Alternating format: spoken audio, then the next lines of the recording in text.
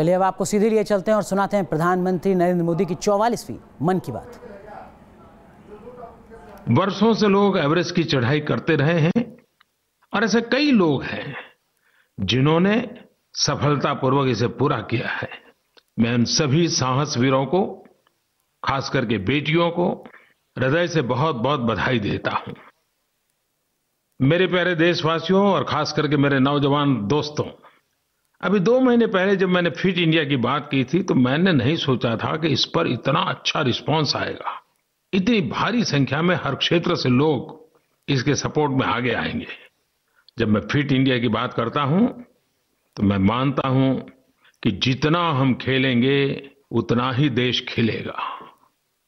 Social media पर लोग fitness challenge के वीडियो शेयर कर रहे हैं, उसमें एक दूसरे को टैग कर उन्हें चैलेंज कर रहे हैं। फिट इंडिया के इस अभियान से आज हर कोई जुड़ रहा है, चाहे फिल्म से जुड़े लोग हों, स्पोर्ट्स से जुड़े लोग हों या देश के आम जन, सेना के जवान हो, स्कूल के टीचर हो, चारों तरफ से एक ही गूंज सुनाई दे रही है, हम फिट तो इंडिया फिट। मेरे लिए खुशी की बात है कि मुझे भी भारतीय क्रिकेट टीम के कप्तान विराट कोहली जी ने चैलेंज किया है और मैंने भी उनके चैलेंज को स्वीकार किया है। मैं मानता हूं कि ये बहुत अच्छी चीज है और इस तरह का चैलेंज हमें फिट रखने और दूसरों को भी फिट रहने के लिए प्रोत्साहित करेगा। मेरे प्यारे देशवासियों, मन की बात में कई बार खेल के संबंध में, खिलाड़ियों के संबंध में कुछ न कुछ बातें आपने मेरे से सुनी ही है। और पिछली बार तो कॉमनवेल्थ गेम्स के हमारे नायक अपनी मन की बातें इस कार्यक्रम के माध्यम से हमें बता रहे थे। नमस्कार सर, मैं छवि यादव नोएडा से बोल रही हूँ। मैं आपकी मन की बात की रेगुलर लिसनर हूँ और आज आपसे अपनी मन की बात करना चाहती हूँ। आजकल की गर्मी की छुट्टियां शुरू हो गई हैं और एक माँ होने के नाते मैं देख रही हूँ कि बच्चे ज्यादातर समय इंटरनेट गेम्स खेलते हुए बिताते हैं, जबकि जब हम छोटे थे तो हम ट्रेडिशनल गेम्स जो कि ज्यादातर आउटडोर गेम्स होते थे वो खेलते थे। जैसे कि एक गेम था, इसमें 7 पत्थर के टुकड़े एक के ऊपर एक रख के उसको बॉल से मारते थे और ऊंच नीच होता था, खो खो, ये सब गेम्स जो आजकल खो से गए हैं। मेरा ये निवेदन है कि आप आजकल की जनरेशन को कुछ ट्रेडिशनल गेम्स के बारे में बताएं जिससे उनकी भी रुचि इस तरफ बढ़े। धन्यवाद। छवि यादव जी, आपके फोन कॉल के लिए आपका बहुत धन्यवाद। यह बात सही है कि जो खेल कभी गली गली हर बच्चे के जीवन का हिस्सा होते थे वे आज कम होते जा रहे हैं। ये खेल खासकर गर्मी की छुट्टियों का विशेष हिस्सा होते थे। कभी भरी दोपहरी में तो कभी रात में खाने के बाद बिना किसी चिंता के, बिल्कुल बेफिक्र होकर के बच्चे घंटों घंटों तक खेला करते थे। और कुछ खेल तो ऐसे भी हैं जो पूरे परिवार साथ में खेला करता था। पिट्ठू हो या कंचे हो, खो खो हो, लट्टू हो या गिल्ली डंडा हो, न जाने अनगिनत खेल कश्मीर से कन्याकुमारी, कच्छ से कामरूप तक हर किसी के बचपन का हिस्सा हुआ करते थे। हाँ, यह हो सकता है कि अलग अलग जगह वो अलग अलग नामों से जाने जाते हैं। जैसे अब पिट्ठू ही, यह खेल कई नामों से जाना जाता है। कोई उसे लागोरी, सातोलिया, 7 पत्थर, डिकोरी, सतोदिया, न जाने कितने नाम हैं एक ही खेल के। परंपरागत खेलों में दोनों तरह के खेल हैं, आउटडोर भी हैं, इंडोर भी हैं। हमारे देश की विविधता के पीछे छिपी एकता इन खेलों में भी देखी जा सकती है। एक ही खेल अलग अलग जगह अलग अलग नामों से जाना जाता है। मैं गुजरात से हूं, मुझे पता है गुजरात में एक खेल है जिसे चोमल इस्तो कहते हैं। एक कोड़ियों या इमली के बीज या डाइस के साथ और 8 बाय 8 के स्क्वायर बोर्ड के साथ खेला जाता है। यह खेल लगभग हर राज्य में खेला जाता था। कर्नाटक में इसे चौका बारा कहते थे, मध्य प्रदेश में अत्तू, केरल में पकीड़ा काली, तो महाराष्ट्र में चंपल, तो तमिलनाडु में दायाम और थायाम, तो कहीं राजस्थान में चंगापो। न जाने कितने नाम थे, लेकिन खेलने के बाद पता चलता है हर राज्य वाले को भाषा भले न जानता हो, अरे वाह, ये खेल तो हम भी करते थे।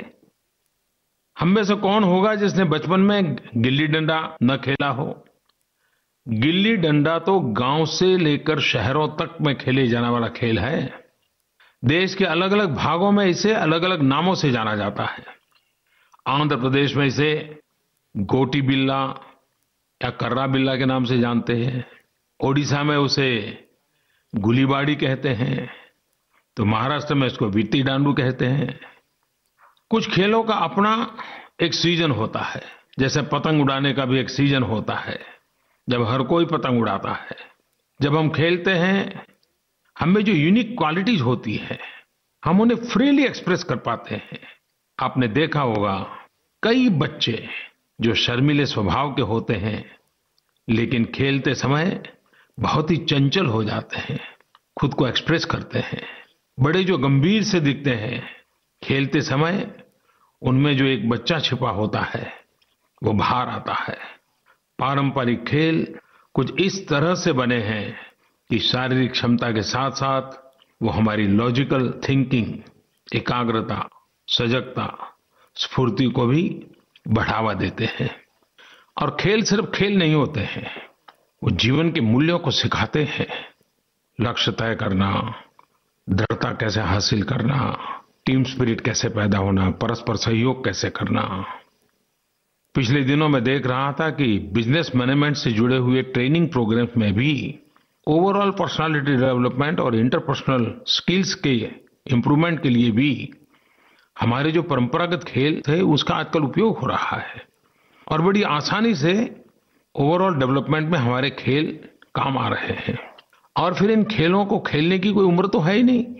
बच्चों से लेकर के दादा दादी, नाना नानी, जब सब खेलते हैं तो ये जो कहते हैं ना जनरेशन गैप, अरे वो भी छूमंतर हो जाता है। साथ ही साथ हम अपनी संस्कृति और परंपराओं को भी जानते हैं। कई खेल हमें समाज, पर्यावरण आदि के बारे में भी जागरूक करते हैं। कभी कभी चिंता होती है कि कहीं हमारे ये खेल खो न जाए। और वो सिर्फ खेल ही नहीं खो जाएगा, कहीं बचपन ही खो जाएगा। और फिर उस कविताओं को हम सुनते रहेंगे, ये दौलत भी ले लो, ये शोहरत भी ले लो, भले छीन लो मुझसे मेरी जवानी, मगर मुझको लौटा दो बचपन का सावन, वो कागज की कश्ती, वो बारिश का पानी। यही गीत हम सुनते रह जाएंगे। और इसलिए ये पारंपरिक खेल, इसको खोना नहीं है। आज आवश्यकता है कि स्कूल, मोहल्ले, युवा मंडल आगे आकर इन खेलों को बढ़ावा दें। क्राउड सोर्सिंग के द्वारा हम अपने पारंपरिक खेलों का एक बहुत बड़ा आर्काइव बना सकते हैं। इन खेलों के वीडियोज बनाए जा सकते हैं, जिनमें खेलों के नियम, खेलने के तरीके के बारे में दिखाया जा सकता है। एनिमेशन फिल्में भी बनाई जा सकती हैं, ताकि हमारी जो नई पीढ़ी है, जिनके लिए गलियों में खेले जाने वाले खेल कभी कभी अजूबा होता है, वो देखेंगे, खेलेंगे, खिलेंगे। मेरे प्यारे देशवासियों, आने वाले 5 जून को हमारा देश भारत आधिकारिक तौर पर वर्ल्ड एनवायरनमेंट डे सेलिब्रेशन, विश्व पर्यावरण दिवस को भारत होस्ट करेगा। ये भारत के लिए एक बहुत महत्वपूर्ण उपलब्धि है और यह जलवायु परिवर्तन को कम करने की दिशा में विश्व में भारत के बढ़ते नेतृत्व को भी स्वीकृति मिल रही है, इसका परिचायक है। इस बार की थीम है बीट प्लास्टिक पॉल्यूशन।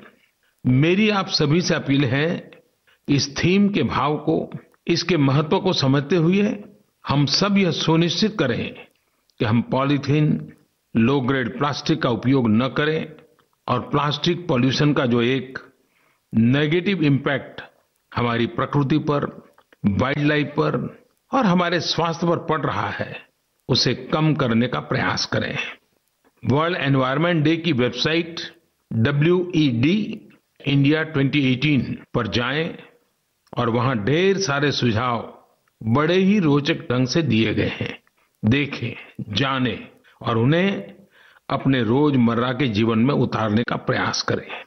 जब भयंकर गर्मी होती है, बाढ़ होती है, बारिश थमती नहीं है, असह्य ठंड पड़ जाती है, तो हर कोई एक्सपर्ट बन करके ग्लोबल वार्मिंग, क्लाइमेट चेंज, इसकी बातें करता है। लेकिन क्या बातें करने से बात बनती है क्या? प्रकृति के प्रति संवेदनशील होना, प्रकृति की रक्षा करना, यह हमारा सहज स्वभाव होना चाहिए, हमारे संस्कारों में होना चाहिए। पिछले कुछ हफ्तों में हम सभी ने देखा कि देश के अलग अलग क्षेत्रों में धूल आंधी चली, तेज हवाओं के साथ साथ भारी वर्षा भी हुई, जो कि अनसीजनल है।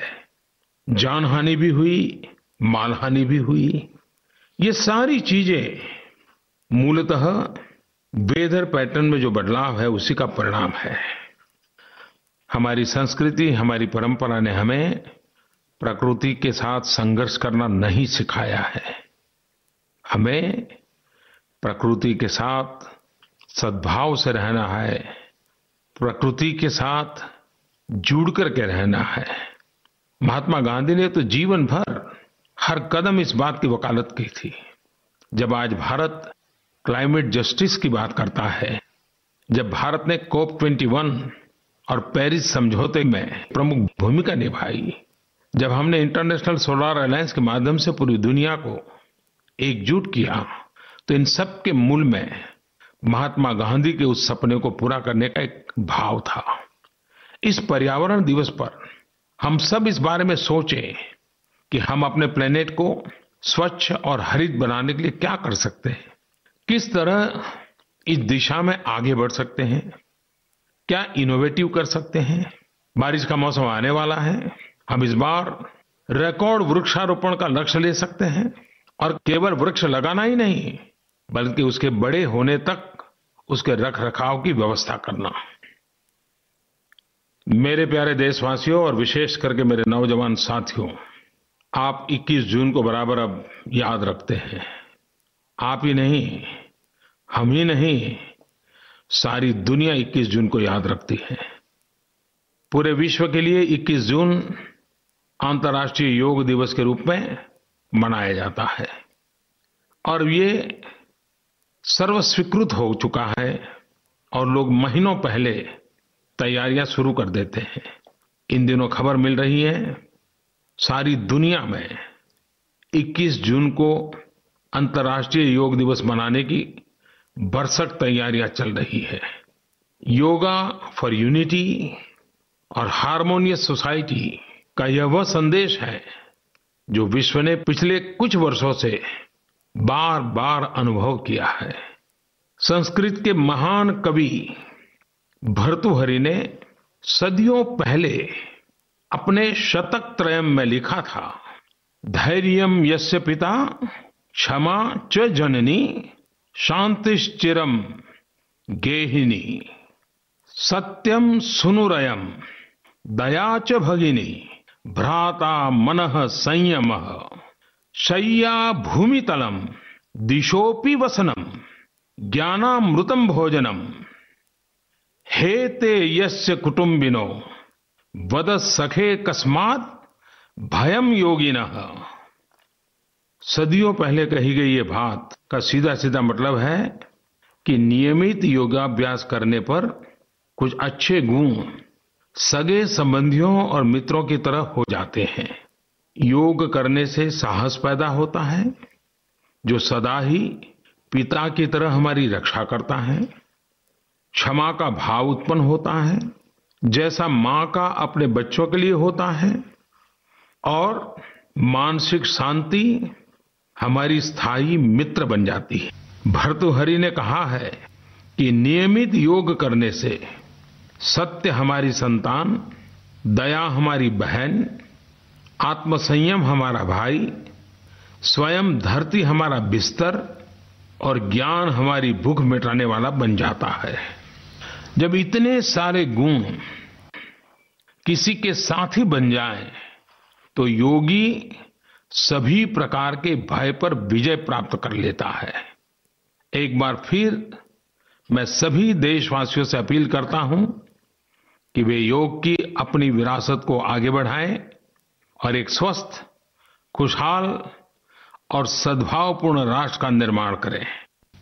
मेरे प्यारे देशवासियों, आज 27 मई है। भारत के प्रथम प्रधानमंत्री पंडित जवाहरलाल नेहरू जी की पुण्यतिथि है। मैं पंडित जी को प्रणाम करता हूं। इस मई महीने की याद एक और बात से भी जुड़ी है और वह है वीर सावरकर। 1857 में यह मई का ही महीना था जब भारतवासियों ने अंग्रेजों को अपनी ताकत दिखाई थी। देश के कई हिस्सों में हमारे जवान और किसान अपनी बहादुरी दिखाते हुए अन्याय के विरोध में उठ खड़े हुए थे। दुख की बात है कि हम बहुत लंबे समय तक 1857 की घटनाओं को केवल विद्रोह या सिपाही विद्रोह कहते रहे। वास्तव में उस घटना को न केवल कम करके आंका गया, बल्कि यह हमारे स्वाभिमान को धक्का पहुंचाने का भी एक प्रयास था। यह वीर सावरकर ही थे जिन्होंने निर्भीक होकर लिखा कि 1857 में जो कुछ भी हुआ वो कोई विद्रोह नहीं था, बल्कि आजादी की पहली लड़ाई थी। सावरकर सहित लंदन के इंडिया हाउस के वीरों ने इसकी 50वीं वर्षगांठ धूमधाम से मनाई। यह भी एक अद्भुत संयोग है कि जिस महीने में स्वतंत्रता का पहला स्वतंत्र संग्राम आरंभ हुआ, उसी महीने में वीर सावरकर जी का जन्म हुआ। सावरकर जी का व्यक्तित्व विशेषताओं से भरा था। शस्त्र और शास्त्र दोनों के उपासक थे। आमतौर पर वीर सावरकर को उनकी बहादुरी और ब्रिटिश राज के खिलाफ उनके संघर्ष के लिए जानते हैं, लेकिन इन सब के अलावा वे एक ओजस्वी कवि और समाज सुधारक भी थे, जिन्होंने हमेशा सद्भावना और एकता पर बल दिया। सावरकर जी के बारे में एक अद्भुत वर्णन हमारे प्रिय आदरणीय अटल बिहारी वाजपेयी जी ने किया है। अटल जी ने कहा था, सावरकर माने तेज, सावरकर माने त्याग, सावरकर माने तप, सावरकर माने तत्व, सावरकर माने तर्क, सावरकर माने तारण्य, सावरकर माने तीर, सावरकर माने तलवार। कितना सटीक चित्रण किया था अटल जी ने। सावरकर कविता और क्रांति दोनों को साथ लेकर चले। संवेदनशील कवि होने के साथ साथ वे साहसिक क्रांतिकारी भी थे। मेरे प्यारे भाइयों बहनों, मैं टीवी पर एक कहानी देख रहा था, राजस्थान के सीकर की कच्ची बस्तियों की हमारी गरीब बेटियों की। हमारी ये बेटियां जो कभी कचरा बीनने से लेकर घर घर मांगने को मजबूर थी, आज वे सिलाई का काम सीखकर गरीबों का तन ढकने के लिए कपड़े सिल रही हैं। यहाँ की बेटियां आज अपने और अपने परिवार के कपड़ों के अलावा सामान्य से लेकर अच्छे कपड़े तक सिल रही हैं। वे इसके साथ साथ कौशल विकास का कोर्स भी कर रही हैं। हमारी ये बेटियां आज आत्मनिर्भर बनी हैं, सम्मान के साथ अपना जीवन जी रही हैं और अपने अपने परिवार के लिए एक ताकत बन गई है। मैं आशा और विश्वास से भरी हमारी इन बेटियों को उनके उज्जवल भविष्य की शुभकामनाएं देता हूं। इन्होंने दिखाया है कि अगर कुछ कर दिखाने का जज्बा हो और उसके लिए आप कृत संकल्पित हो तो तमाम मुश्किलों के बीच भी सफलता हासिल की जा सकती है। और ये सिर्फ सीकर की बात नहीं है, हिंदुस्तान के हर कोने में आपको ये सब दिखने को मिलेगा। आपके पास पड़ोस में नजर करोगे तो ध्यान में आएगा कि लोग किस प्रकार से परेशानियों को परास्त करते हैं। आपने महसूस किया होगा कि जब भी हम किसी चाय की दुकान पर जाते हैं, वहां की चाय का आनंद लेते हैं, तो साथ के कुछ लोगों से चर्चा और विचार विमर्श भी होता ही है। ये चर्चा राजनीतिक भी होती है, सामाजिक भी होती है, चलचित्र की भी होती है, खेल और खिलाड़ियों की भी होती है, देश की समस्याओं पर भी होती है कि ऐसी समस्या है, इसका समाधान ऐसे होगा, ये करना चाहिए। लेकिन अक्सर ये चीजें सिर्फ चर्चा तक सीमित रह जाती हैं। लेकिन कुछ लोग ऐसे होते हैं जो अपने कार्यों से, अपनी मेहनत और लगन से बदलाव लाने की दिशा में आगे बढ़ते हैं, उसे हकीकत का रूप देते हैं। दूसरों के सपनों को अपना बना लेने वाले और उन्हें पूरा करने के लिए खुद को खपा देने की कुछ ऐसी ही कहानी ओडिशा के कटक शहर के झुग्गी झोपड़ी में रहने वाले डी प्रकाश राव की। कल ही मुझे डी प्रकाश राव से मिलने का सौभाग्य मिला। श्रीमान डी प्रकाश राव पिछले 5 दशक से शहर में चाय बेच रहे हैं। तो मन की बात कर रहे हैं प्रधानमंत्री नरेंद्र मोदी, आगे भी आपको सुनाएंगे। रुक रहे हैं कुछ देर के लिए, फौरन लौटेंगे।